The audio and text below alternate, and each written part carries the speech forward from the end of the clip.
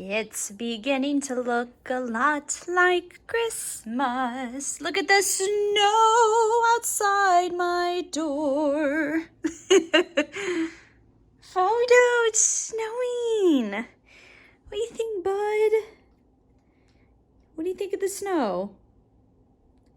This is real? It's all right.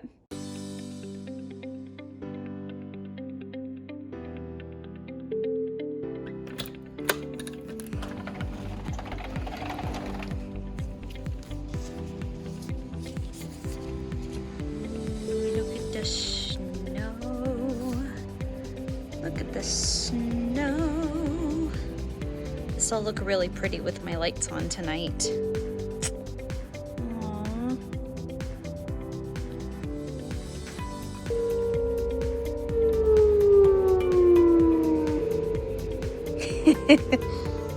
Oh, Frodo, what's going on out there? Got the tornado signs. If you live in Ohio, you know what day it is, and you know what time it is right now.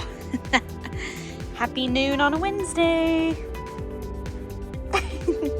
Oh, Frodo.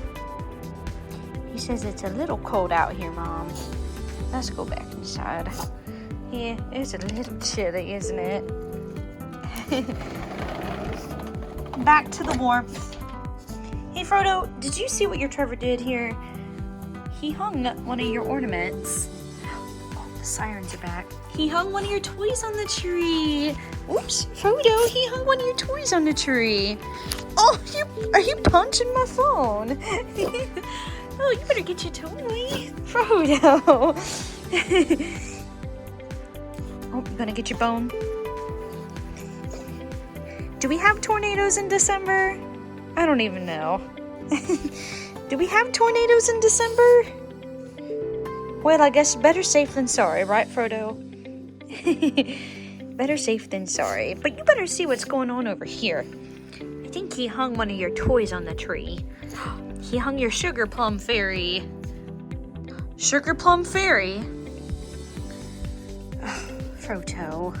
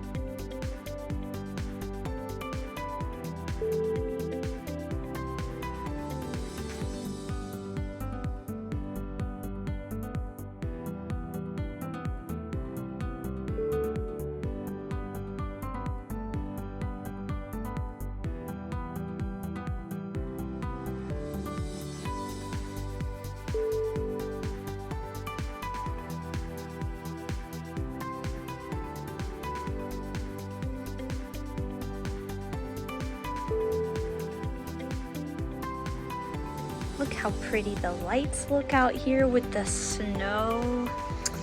Ooh, I love it.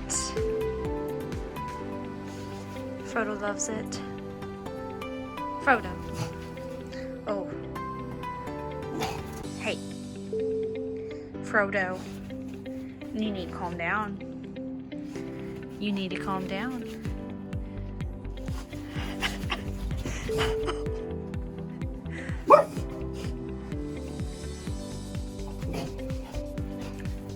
Frodo's on guard duty. Oh my gosh. Shush.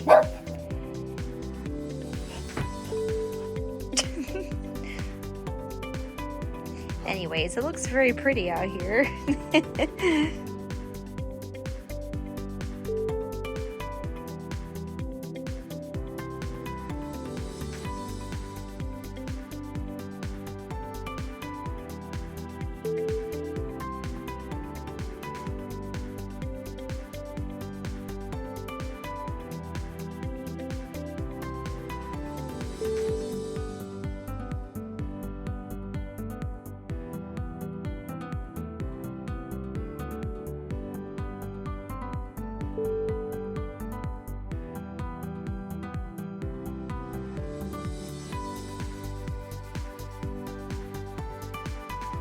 Hello everyone, welcome to Vlogmas Day 16.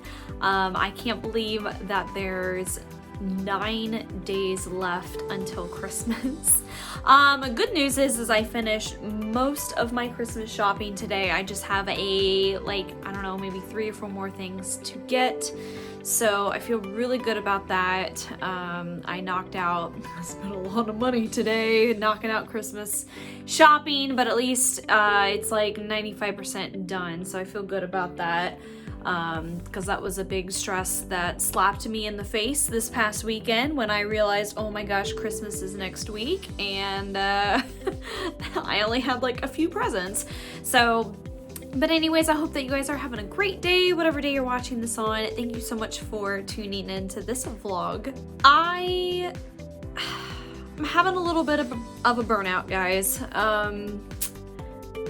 Not in a, like, I'm done situation. I am so busy with work right now. Work is unbelievably busy. I am just working my ass off from the second I clock in the morning until the second I clock out in the afternoon, and I'm working overtime. And I also have taken 2 vacation days in the past 14 or 15 months of work. So I'm feeling a little bit of a work burnout, and I don't have any time planned off anytime soon. So there's no like light at the end of the tunnel, like, oh, at least I have like a week vacation coming up. Like, I don't. So I'm just feeling a little burned out with work right now, and then adding Vlogmas and streaming on top of it is just, I'm a little bit like right now with with trying to stay on top of things and trying to maintain some sanity and trying to take care of myself. So I decided to take a little step back this week with streaming. I decided to cancel the rest of my streams this week, except for Saturday morning. I'll still do my Saturday morning stream. But normally I stream Monday, Tuesday, Thursday nights, and I streamed Monday night, but I canceled last night, and I was gonna maybe make it up tonight and then tomorrow night, but I was like, I'm just not gonna stream the rest of the week until Saturday. That way I can just kind of relax and have some time to decompress at night and maybe get to bed at a decent hour, which would be super nice, and just try to feel a little more well rested and not so stressed during my days, because pretty much I clock in for work at 7 a.m. I work until 3:30-ish. Like I said, I've been working overtime lately. So maybe clock out 3:30, 4:30, and then I take Frodo out, come in and feed him, edit my video. That goes until like 5:30 or 6. And then finally get that uploaded and then make dinner, and then all of a sudden like it's time to stream, and I'm like, I haven't filmed anything today and I'm tired, and I was like, I just need a little bit of a breather the rest of this week. So I'm taking the next couple nights off from streaming, which will be kind of nice. But I just want to say thank you to everyone who understands and is kind about me taking a couple days off, just because I don't want to like burn myself into the ground and just like quit everything. So but I was like, okay, well, it's 9:19 at night. What am I gonna do with my evening? So maybe like a couple hours ago, I put out on my Instagram, that I was doing, or that I wanted to do kind of a Q&A tonight on my vlog. Just kind of a ask me anything, just kind of respond to my Instagram story if you have a question for me, want to get to know me a little bit better, to post that there. So that'll be up for 24 hours from whenever I posted that. So I'm sure I will get some questions that may come in tomorrow. So if those do come in after I film this tonight, I will answer those in tomorrow's vlog. So if you didn't see it like tonight and you respond to the Instagram story tomorrow, which I know will technically be yesterday when you're watching this, whatever. But just know that if any more questions do come in, I'll go ahead and answer those in tomorrow's vlog. But I thought that it would be kind of fun to, I've got about 10 questions here. Thought that it would be fun to do a little Q&A tonight. That way you guys can get to know me a little bit more if you don't already know me. Or a couple of these are just kind of some fun questions, but I'm gonna go ahead and get started. Okay, so question number 1 is, what do you like the most about ESO? ESO, and I've talked about this a handful of times during my streams, but I feel like YouTube's a good place to talk about it as well. But I have always enjoyed the Elder Scrolls games and always wanted to try an MMO, but I never grew up playing MMOs and never really had an interest in trying MMOs. But a couple of years ago, I was like, you know what, I'd like to maybe give an MMO a try. And so I knew, I had heard that Elder Scrolls Online existed, but I didn't really know much about it, and again, was not very educated in the MMO world. I mostly play RPGs, so I found a streamer. Actually, it's the streamer that I talked about in my vlog yesterday, Baby Leaf. And she doesn't play ESO anymore, but at the time she was playing ESO, and that's actually where I discovered her and where I discovered ESO. But she was playing ESO, and I was like, you know, this kind of looks like fun. Like, I think that I could get behind this and give it a try. And so it was in December, 2 years ago, so I guess that would be December 2018. It was on sale on Steam, and I was like, I'm just gonna go ahead and buy it and give it a try and see if I like it. And one of the things that I really like about, well, there's a couple things I like about ESO. One of the things that I really like, so coming from an RPG background, I really like doing quests, and I typically play ESO actually by myself. Every now and then I'll kind of group up with some people and do some quests or a dungeon or something like that, but for the most part when I play, I typically play by myself. And I like the fact that you can play ESO kind of as a single player MMORPG. And so I typically, if you watch me play ESO on stream, or if you don't, just so you're aware, I typically go around and do mostly quests or delves, or I've knocked out a couple public dungeons by myself. And so I really like that aspect of it, because I was a little overwhelmed at the thought of me having to have people to play with every time I played the game, because it's kind of hard to, you know, get schedules together and group up people to all play at the same time, especially if I'm new to the game and I don't really know a whole lot of people that play the game. So I was a little nervous and hesitant heading into ESO, because I was like, well, I don't know anybody else that plays. I don't have anybody else to play with. Can I play this by myself? And I do like that you really can play ESO as a solo MMORPG game. So that's one thing that I really like about it. It's easy to just log in and do my quests and do my things on my own, and not feel like I have to like get a group together and play. Granted, I don't do PvP. That's not really my thing, although someday I would like to delve into the PvP world of ESO, but obviously I know with PvP you would probably need a good group to do that with. But anyways, and then the other thing that I really like about ESO is the community. Another reason I hesitated getting into an MMO is a lot of MMOs notoriously have kind of toxic communities. You know, a lot of these MMO players are people who've played since day one, and so they're really good at the game, or they're really knowledgeable about the game, and they get frustrated when new people come in and play the game who don't quite know what they're doing yet, and these toxic little people get annoyed with you, and it can really ruin the experience for you as a newer player. And so I was hesitant about that as well, because, you know, it's an online game, so you're in the game with other people, and I was like, God, I hope people aren't rude. You know, I am always hesitant when I play a new game for the first time on Twitch, when I stream it, because tons of people like to come in and backseat game, or tell me that I'm doing the game wrong, or are just mean and toxic about it. I think in the past 2 years that I've streamed ESO, I think I've only had like 1 or 2, maybe, definitely 1, maybe 2 experiences where people have been rude or toxic about the game. And I think that says a lot about the community overall, that I've only had like that 1 experience with it.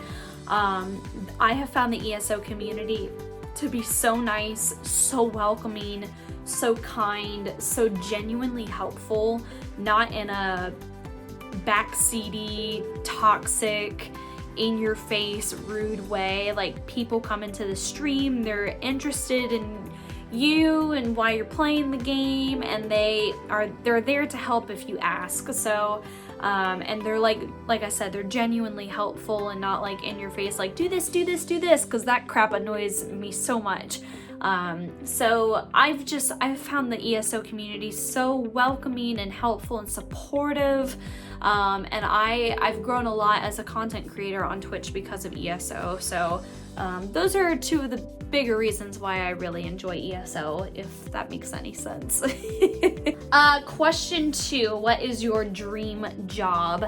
My dream job, I grew up doing theater. I went to school for theater. I would love to be a professional performer.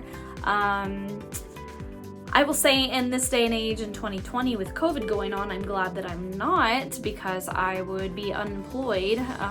But all my life, I grew up doing ballet. I grew up in the theater. I grew up on stage. I did ballet, and then I transitioned into theater and musical theater and opera. And like I said, I went to school for it. And being on the stage, that's like my second home, and I always envisioned myself having a career from doing that. Obviously that's not how life worked out, and that's okay. But if I could choose my dream job, it would be to be a professional performer. Probably musical theater over opera. I have a little more interest in musical theater over opera, but that's what I would do. Question number 3, what made you adopt Frodo over the other dogs? That's a really good question. So I adopted Frodo from the Licking County Humane Society about 1.5 years ago, and the Licking County Humane Society is actually the humane society that we are raising money for this month during my Twitch streams. If we've already hit our $500 donation goal, actually we've surpassed that now, but if you are interested in donating still, we're taking donations through the end of the month.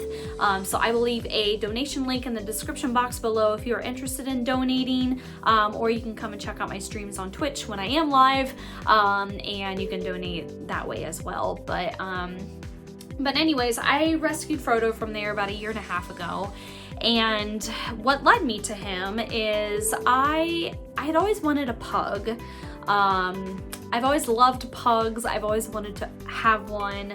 I put my name in a hat for many like pug adoption organizations here in Ohio and never heard anything, and I was always keeping my eye out for different shelters. You don't typically find pugs or pug mixes in shelters, just because they're typically pretty good dogs that once people get them, they don't surrender them unless they have like a severe reason why. So finding a pug was difficult, and so but one day my mom actually found Frodo on the adoption site at the Licking County Humane Society, and she was like, you should go check him out. And so I went to the shelter. I remember it was a Saturday, and I tell you what, you know, a lot of people walk into a shelter and they have an idea in their head of what they want, what kind of dog or cat they're looking for, what kind of size, what kind of breed, what kind of temperament, what kind of background, all of that.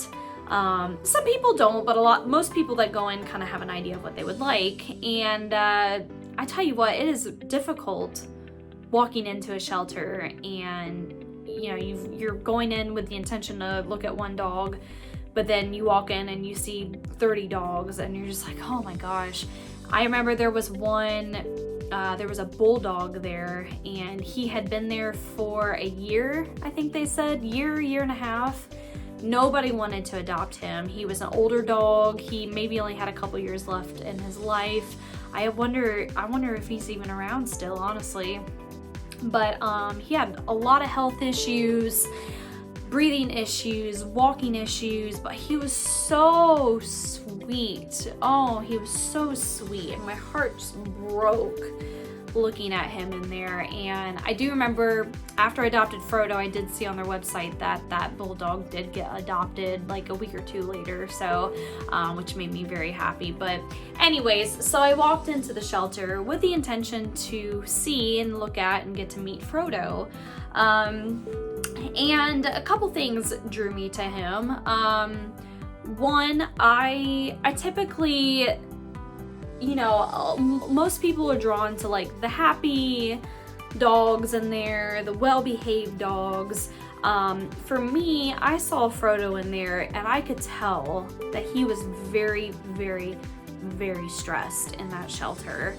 I didn't know at the time. Well, I learned during the process, and this is another reason why I chose him, but I learned during the process that he came from a very abusive household. He was surrendered there, got adopted once, got returned to the shelter, and then I adopted him. And he came from a very abusive home and did not get along with any other animals at all. And because of his abusive past, he has a ton of trust issues with people that he doesn't know or people that he has never been around. He gets very defensive, he puts his guard up, and he just doesn't do very well around other people and other animals. And so seeing him in the shelter, surrounded by, you know, in a room with like 30 other dogs, I could tell he was stressed. He was stress barking. You can just tell when a dog is barking versus like stress barking. I could tell he was really stressed in there. And, you know, that upset me. And they told me, they were like, yeah, it's his second time at the shelter. And I was like, oh my gosh. And so I felt really bad. And then so I took him back into, they had like a one-on-one room where you could take the dog. It's just you and the dog in the room, and they take him off leash and everything, and just let you and the dog kind of get to know each other and see if it's going to be a good fit. And something that I noticed was really interesting, and I didn't really notice it until after I adopted Frodo and got to know him a bit more. But as I've had Frodo, I really have learned, like, he does not do well around people that he doesn't know. He gets, like I said, he gets very defensive. He barks, he lunges, his hair goes up. He gets very stressed out around people that he's not familiar with. And, you know, it's just a defense mechanism, really. He's scared. You know, you think about him coming from an abusive background. Well, of course he's going to act like that. He doesn't know what this random person that he doesn't know is going to do to him. So he gets very, like, it takes him a long time to warm up to people. I didn't know that at the time. And so I got in that room with Frodo, and his name, actually, before I adopted him and named him Frodo, his name was Jasper. But I got in the room with Jasper/Frodo, and not knowing that he had, like, I knew that he came from a bad background, but I didn't know all the issues that he had. And he came right up to me. He was in my lap. He was licking my face. He was all smiles. He was so happy. And I was like, oh my gosh, like this dog is like, why has this dog been returned to this shelter twice? Like what, you know, and obviously I've learned later of some issues that he has, but he was so good with me. And I think back to that, like even to this day, because I see the way that he reacts around other people. You know, I live in an apartment complex, and when I take him out and there's other people walking around, he does like what I said earlier. He barks, he lunges, he gets upset, his hair goes up, he gets stressed. And I'm always like, I wonder why he didn't do that with me in that room back at the shelter. I don't know if he was like that with other people that may have come to see him, and maybe he just recognized like, hey, maybe this person's gonna get me out of here, or if Frodo and I just had a really, really special bond. And honestly, and Frodo and I have had our ups and downs since I adopted him. You know, I've had to learn some boundaries with him, and that's totally fine. I respect that given his background. But for the most part, like 95% of the time, Frodo and I have been great together. And I always just wonder, I'm like, maybe Frodo and I just had a really good bond. So I just, you know, once I saw him there, and he's so cute, and I learned about his background, my heart broke when I was told that he had already been at the shelter once and got returned, and I learned about his abusive background. I was like, I can't leave this dog here. I said, he's a dog that's gonna take a special person to adopt him into a house that is low stress, doesn't have any other animals. And I said, I think I'm the right person to take Frodo in. So that's why I chose Frodo. Question number 4, what is one game you've always wanted to play but never have? So it's actually funny, this game, I have quite a few games because my backlog of games is ridiculously long. But one game that I've always wanted to try is Dark Souls. I've always thought that Dark Souls aesthetically looks right up my alley. I'm like, every time I see Dark Souls, I'm like, that looks like a game that I would very much enjoy playing. Like I said, it looks like a game that's right up my alley, but I know notoriously they are very hard games, and if you know me, I get frustrated easily if a game gets really hard like that, and I tend to get a little angry, and sometimes I rage quit. So I've always wanted to play Dark Souls, but I've never given it a try because I know that I'll probably get mad and rage quit it. However, my $400 donation incentive for the Licking County Humane Society was actually to play Dark Souls on stream, so I will be playing that next week. I'm very excited. I hope I don't rage quit, but that is definitely one game that I've always wanted to play. Question number 5, who snores louder, Trevor or Frodo? That was definitely Trevor that asked that question. Who snores louder? 100% Frodo.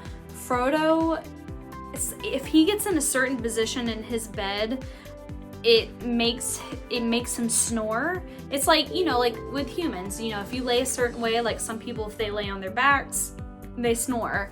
If Frodo gets in a certain position, like if his neck is in a certain position on his bed, he snores so loud. It is like a freaking freight train going through my room at night.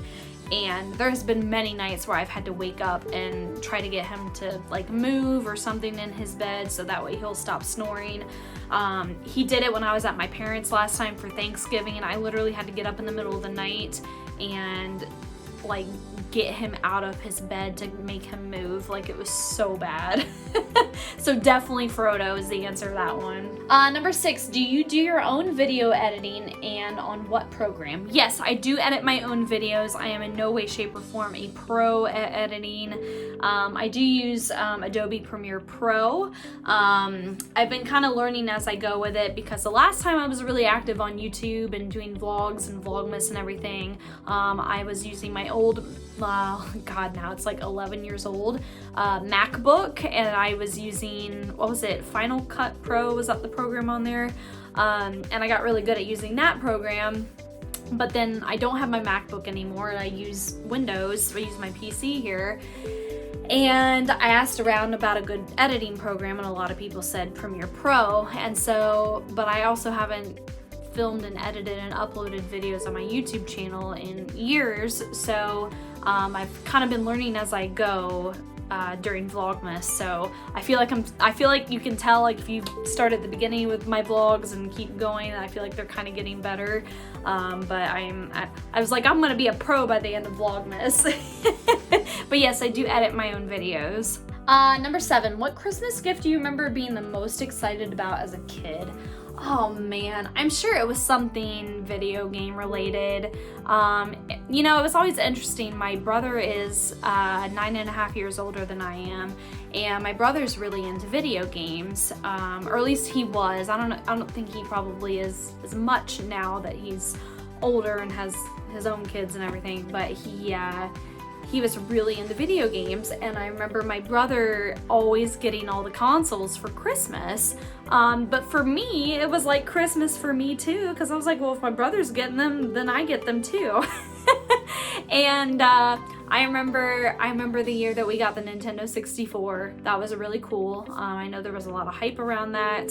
I think in particular, I was really excited when we got Majora's Mask for Christmas, because I had played Ocarina of Time and I fell in love with Ocarina of Time. Ocarina of Time was like the video game that made me fall in love with video games, and the Legend of Zelda series. So I was super excited about Majora's Mask, and I have to say, I remember being like beyond excited about getting Majora's Mask.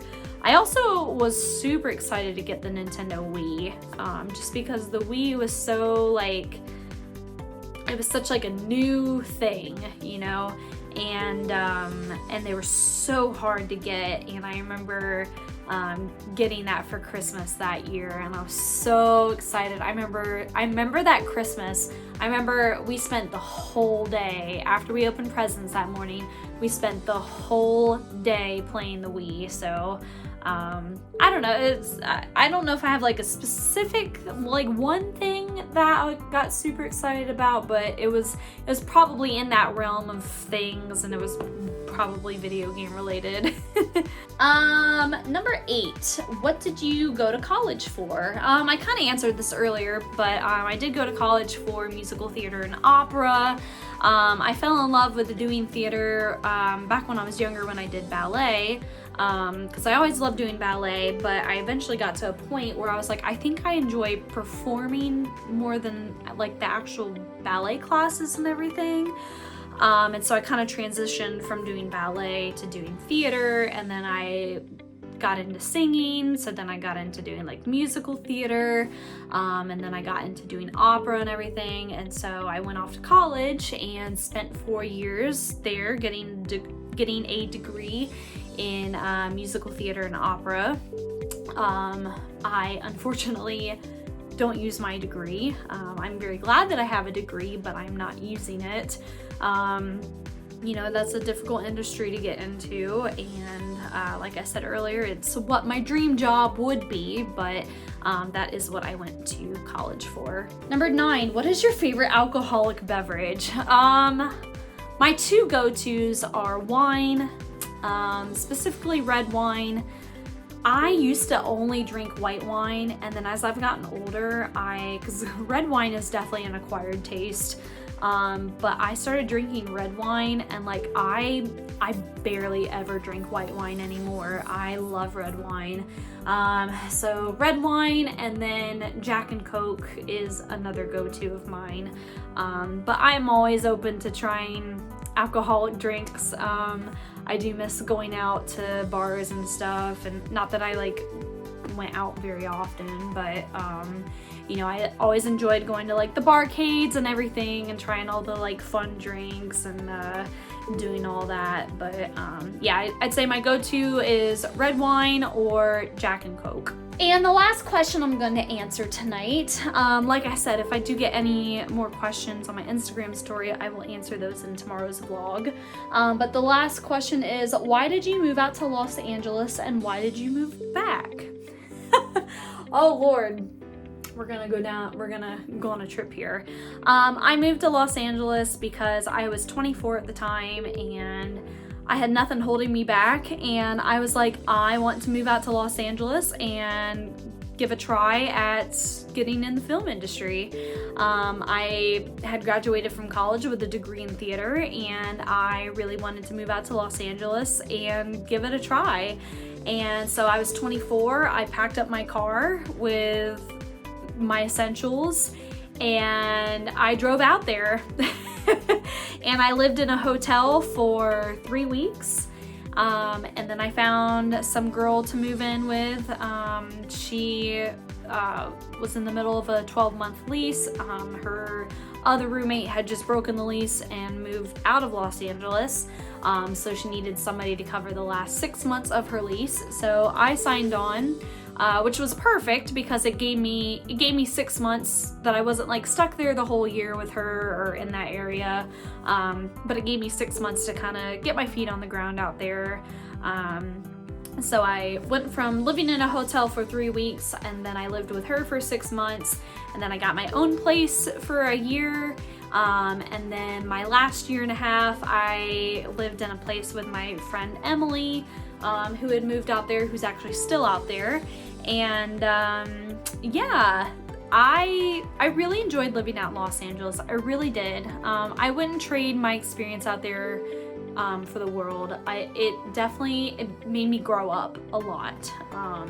I am a very different person now than I was when I was 24 and I moved out there. I learned a lot about life. I grew up a lot. Life slapped me in the face quite a few times out there. I had some big doses of reality, but I also had some really cool experiences. I got to do some cool background acting jobs. I got to do some part-time job. I had a full-time job when I moved out there, and I ended up quitting that so that way I could focus on trying to get some acting jobs, which I did. But then I also had some other part-time jobs one of my part-time jobs was dog sitting, and I freaking loved it. That best job ever. But yeah, so I lived out there for about 3.5 years, and like I said, I worked full-time at UCLA actually, and then I quit that job to try and focus on acting jobs, and was doing some acting and some acting classes and some part-time jobs and everything. But the reality of how expensive it is out there slapped me in the face, and I woke up one day and I said, I can't do this anymore. I had gotten in so much debt from trying to just keep a roof over my head. I don't know how people out there make it, honestly. God, I tried so hard. I was juggling like 5 part-time jobs but still trying to pursue acting, which is why I moved out there to begin with. But you know, sometimes I would like beat myself up over that. I'm like, well, you're the one that quit your full-time job. Well, let me tell you what, I was working a full-time job at UCLA and I still was barely able to pay my rent.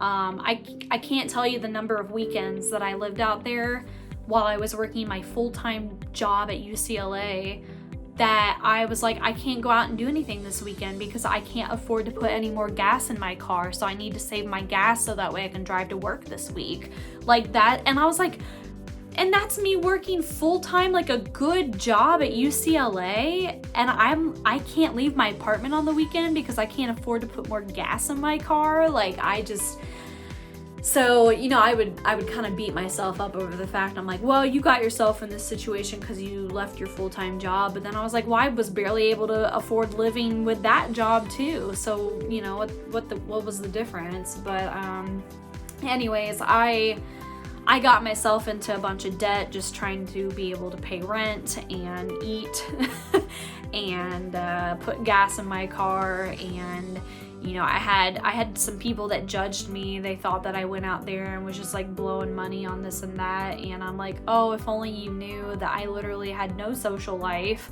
I did nothing ever except work.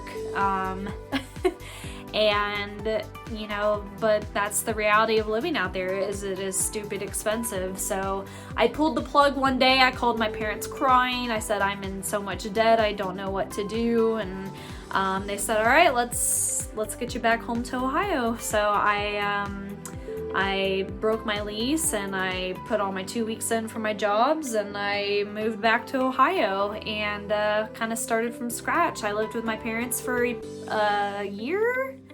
I lived with my parents for about a year while I worked and saved up money so that way I could get my own place again. But now I've got a great job. I've got a nice apartment that I live in. I adopted a dog. I fully support myself, and I turned my life around in the past 3 years that I've been back now. So, but that's my story, very, very briefly and summed up. That's my story of why I moved out to Los Angeles and why I moved back. So, yeah. Oh, all right. Thank you to everyone who submitted questions. I actually got a couple more questions while I was filming that, but I already know that I've filmed quite a lot tonight. So I think I'm gonna save those questions and any other questions that come in between tonight and tomorrow. I'm gonna save those for tomorrow's vlog. But that was really fun. I kind of enjoyed doing that. I think it's a good way to kind of get to know me a little bit, and I'm enjoying seeing some of the questions. I like the 2 questions that I got while I was filming that, actually. So I'm excited to answer those tomorrow. But thank you to those who submitted your questions. I really do appreciate that. Look forward to answering more tomorrow. While I'm thinking about it, I should probably do my advent calendar. Frodo, shall we do our advent calendar? He says, yeah. So we have, it's gonna be day 16. Let's see what day 16 says. Where's day 16? Where's day 16? Where's day 16? There's day 16. A bundle of toys he had flung on his back, and he looked like a peddler just opening his pack. Well, here we go, the daily struggle of getting the chocolate out of here. Oh my gosh, why is this has been like the most difficult part of my vlogs every day. Chocolate! Can we just have like daily chocolate calendars every day in our lives, so where I just open something up and I'm able to eat chocolate every day? I mean, I guess I can eat chocolate every day, but I like the little advent calendars. Frodo does too.